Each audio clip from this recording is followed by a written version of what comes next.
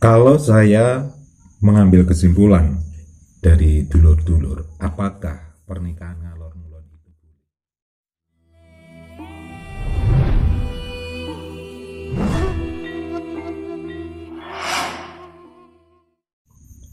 Assalamualaikum warahmatullahi wabarakatuh. Apa kabar dulur-dulur yang ada di seluruh Nusantara?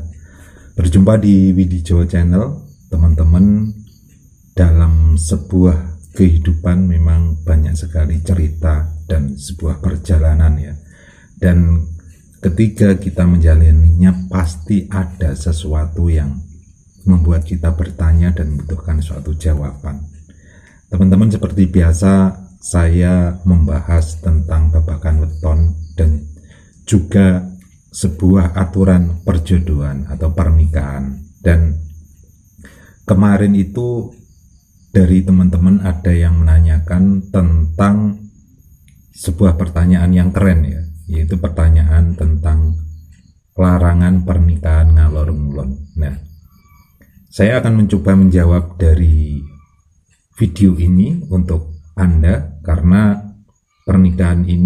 larangan pernikahan ini adalah sesuatu yang sangat kental, terutama di budaya Jawa ya.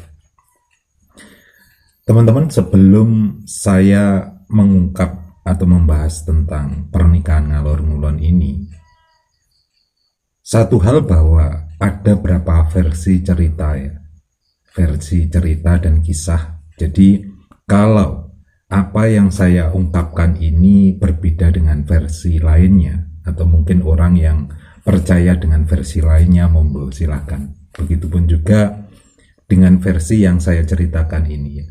Karena banyak sekali dari masyarakat meminta atau menjawab tentang alasan mengapa pernikahan ngalor ngulon itu dilarang.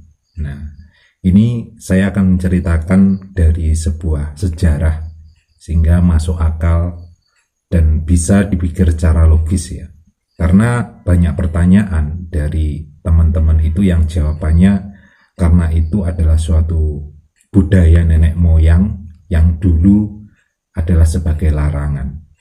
Tapi ceritanya itu alasannya kenapa itu tidak bisa menceritakan. Dan banyak di masyarakat yang mempercayai tentang larangan ngalor ngulon ini. Namun berbeda dengan versi yang saya ceritakan ini karena ada alasan mengapa tidak boleh melakukannya ya. Yang pertama, ini versi saya ya, versi dari yang saya tahu dari sebuah sejarah. Ini adalah aturan yang dibuat karena ada suatu perselisihan antara dulu waktu perkembangan Islam ya. Karena di masa akhir kerajaan Majapahit, yaitu kerajaan Demak ya. Kerajaan Demak itu berdiri di akhir perempat abad ke-15. Dan ini adalah akhir-akhir dari pemerintahan Majapahit. Sedangkan pemerintahan Majapahit itu masih ibaratnya masih ada pada masa itu. Terutama ini di daerah Blitar ya, daerah Blitar Selatan. Blitar Selatan itu adalah salah satu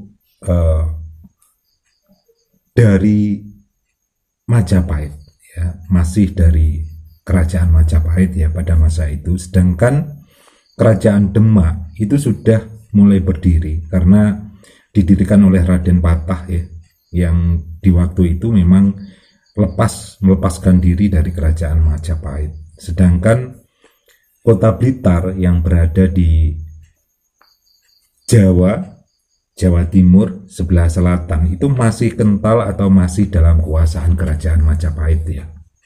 Jadi ketika itu ini adalah di awal dari sebuah penyebaran Islam yang ada di terutama di Jawa Timur, yaitu Blitar ya, Blitar Selatan, yang dulu masih dipimpin oleh seorang adipati atau disebut Aryo Blitar ya.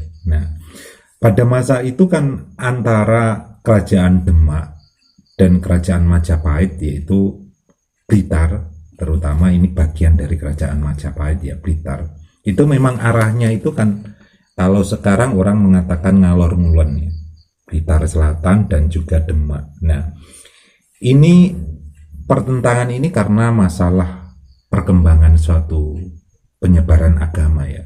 Karena Blitar dulu itu memang kerajaan Majapahit yang mayoritas memang beragama Hindu dan Buddha. Sedangkan Demak pada masa itu sudah menganut yaitu agama Islam. Dan karena penyebaran agama itu kan terjadi perselisihan. Perselisihan inilah yang akhirnya ada sebuah peraturan, karena peraturan inilah yang menjadikan ngalor ngulon ini tidak boleh. Nah, pertanyaannya kenapa kok tidak boleh? Karena pada masa itu kerajaan Demak adalah kerajaan Islam, sedangkan Blitar yang bagian dari Majapahit yang berada di sebelah timur bagian selatan ini masih penuh dengan agama Hindu dan Buddha. Jadi pernikahan antara Demak dan kota Blitar bagian dari Majapahit ini memang dilarang karena alasannya karena perbedaan agama ya, perbedaan agama. Jadi antara Islam dengan selain non-Islam itu memang pernikahannya dilarang, dan saat itulah memang pernikahan antara Demak kota kerajaan Demak dengan kerajaan Majapahit atau bagiannya yaitu Blitar itu memang dilarang. Akhirnya pernikahan ngalor ngulon antara Demak dan Majapahit ini memang sebuah larangan karena alasannya yaitu perbedaan agama saja. Dan ketika saat itu, ketika memang ada orang Demak dengan orang Blitar itu melakukan suatu hubungan dan lain agama, itu memang dilarang. Sebagai hukumnya memang dilarang. Tapi ketika ada yang menentang hukum tidak boleh menikah antara agama Islam dengan non-Islam, itu akhirnya kan menjadi suatu pertanyaan.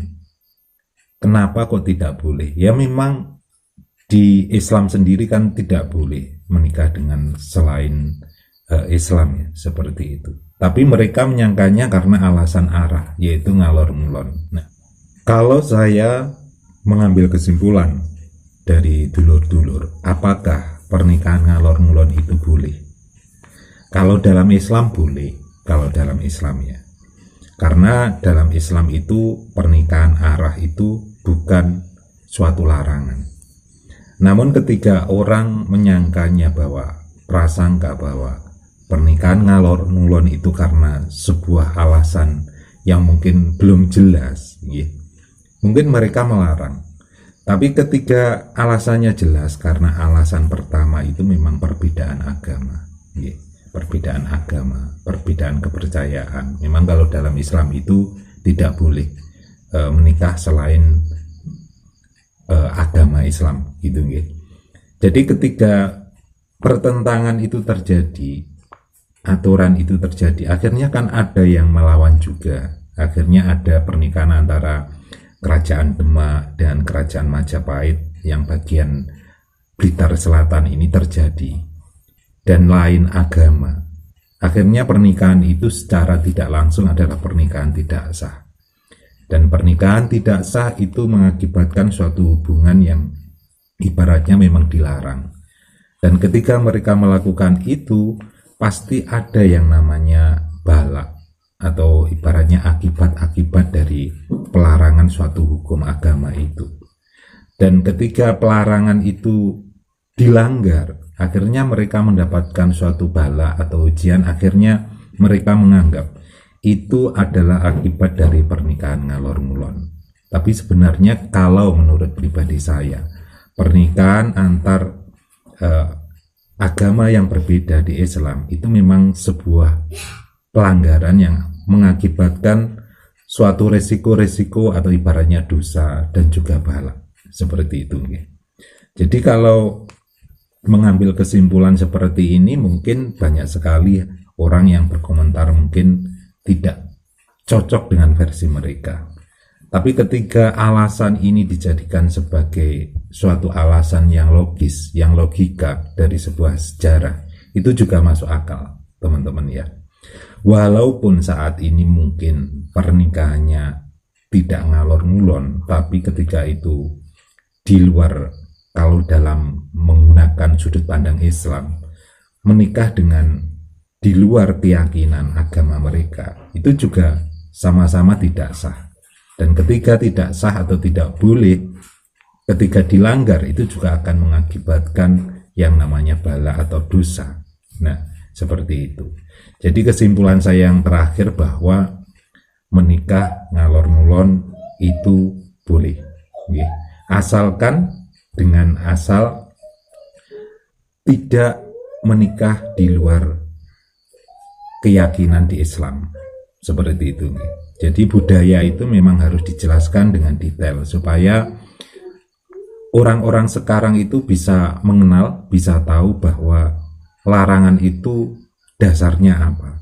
Larangan itu dasarnya apa. Walaupun orang banyak yang menggunakan dasar lain, tapi ini adalah dasar dari pemikiran yang dipertanyakan kepada saya oleh teman-teman yang menanyakan tentang larangan pernikahan ngalor ngulon.